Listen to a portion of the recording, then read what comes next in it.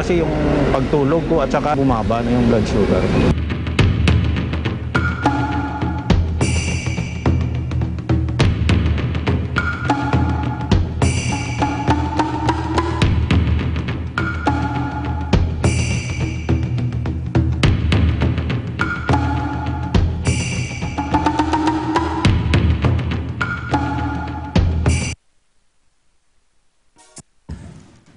Okay mga kaibigan, nakita niyo ho yung resulta. Ngayon, nandito na ho si Mr. Sinfroso Medina at Mr. Medina. Baka makapakita na si Mr. Medina, ano? Alright, ayan ho si Mr. Medina, kasama na ho natin. Mr. Medina, baka pwede nating, ito na, first time, introduce na kita Mr. Ray Herrera. Ayan. May konting katanungan lang po ako, sapagkat yung paan nyo na dati sabog, kumusta naman po ang pakiramdam nyo ngayon? Isa ngayon, yung una-una yung blood sugar ko bumaba. At saka yung sugat ko, magaling na sa ilalim, may sa taas na lang kunti, pero yung sa pagtulog ko, okay na. Nung una, umikirot, parang hindi ako makatulog eh. Nung unang buwan, mayroon pa na naramdaman ko na na kunting sakit sa sugat ko. Sa pangalawang buwan, medyo mayroon pa naman kunti pero hindi na masyado. Hindi na masyadong masakit. Ang katunayan po niyan, kung hindi bumaba po yung inyong blood sugar, hindi po gagaling ang sugat ng isang tao eh. Nangangahulugan po, nung siya mag-normal na o bumaba na yung blood sugar nyo, tuloy-tuloy na po ang kagalingan niya. Kaya lang, ang paalala ko sa inyo, konting ingat na rin sapagkat kagaya kanina, nakasapatos kayo ng medyo masikip, baka medyo magasgas, kung maaari medyo bentahan nyo ng konti, sapagkat napakapalad po nyo, sapagkat kung pumayag kayo na putulan ng doktor at naputulan ng naputulan, ang kailangan kasi, huwag niyong pagtakan yung ating kasing food supplement na to, bagamat ito yung food supplement, pero nakapagpapaneutral po ng blood sugar, kaya po gumaling yung paa nyo. At saan po probinsya nyo? Probinsya ko, Negros. Mapalad kayo sapagkat yan, lalagyan natin ng Negros at po pwede kayo na isang maging distributor dyan sapagkat gaya ng sinabi ko, lahat ng natulungan ng Ray Herbal Food Supplement pwede na makatulong sa pagpapalagana para makatulong tayo sa iba. Payag po ba kayo? Opo, sir. Alright. Na hindi lang yung puputulan ng paa, kundi pati blood sugar nyo, blood pressure, hindi po ba uminam? Maganda yung sa blood sugar. At saka yung blood pressure ko wala bumaba. na. Bumaba. Kaya nga, kung ito ay gagamitin ng mamamayang Pilipino, Mr. Bitag, ito karoon sa bansa, sa mundo na zero diabetes at walang mapuputol ng paa kung gagamit ng Ray Herbal Food Supplement. Ano palagay po nyo? Mas maganda yung ganun. Alright. Dito ho sa programang ito, kami ho case study at patuloy ho namin pinapalabas ho yung mga iba pang nakatenga ho. In other words, nakakahuna ho sila month by month. Meron ho kaming pinapalabas na nakukumpleto ho yung 90 days and results. Ngayon, gusto ho namin sabihin sa inyo, first and foremost, hindi ho kami medical show. Baka kasi isipin ninyo or something to do na kalusugan.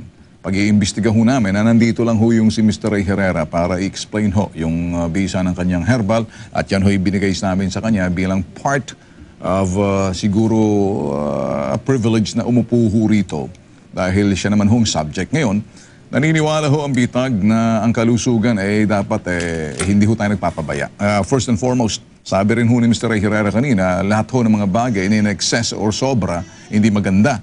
Doon ho sa ibang akala ninyo kami ho'y whatever na parang nagdudunong-dunungan, food supplement ho to.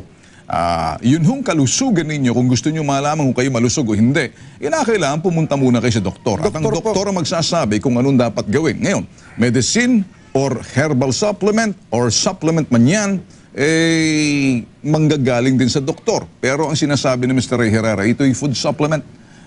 Nasa sa inyo kung kayo'y magdedesisyon gagamit.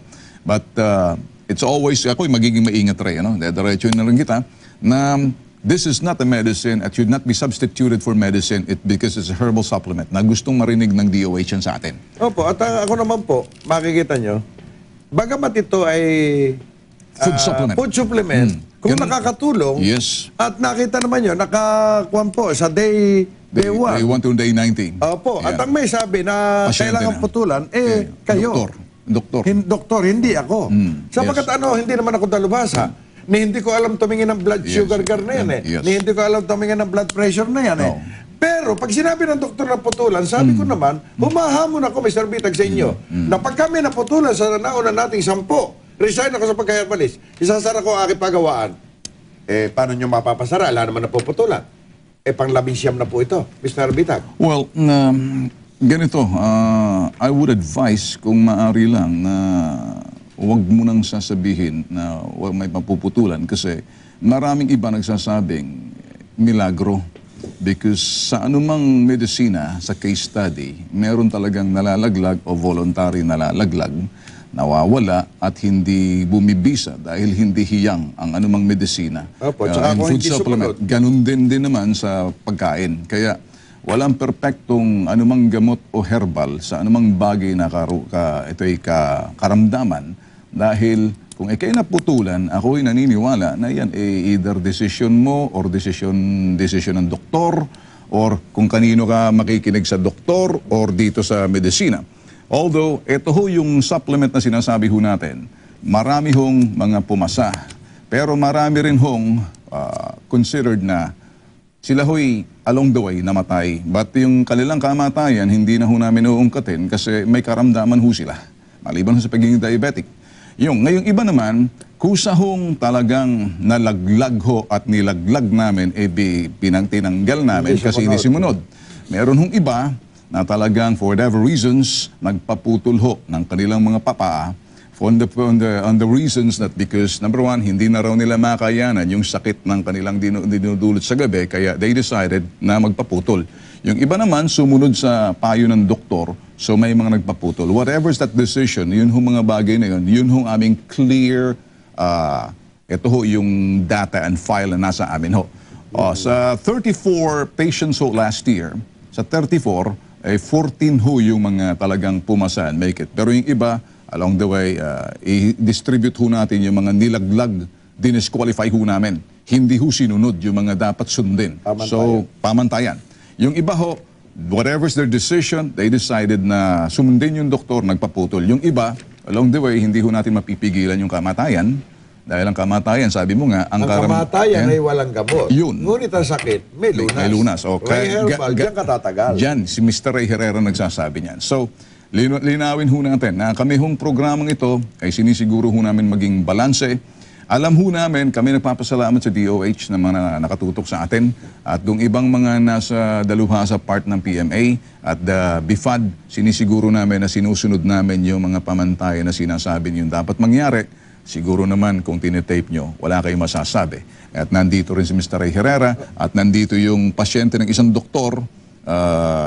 Ikaw magsasabi sa kanila at hindi na kita kakausapin, dapat kayong dalawa na mag-usap. Tapos na kami sa case study mo.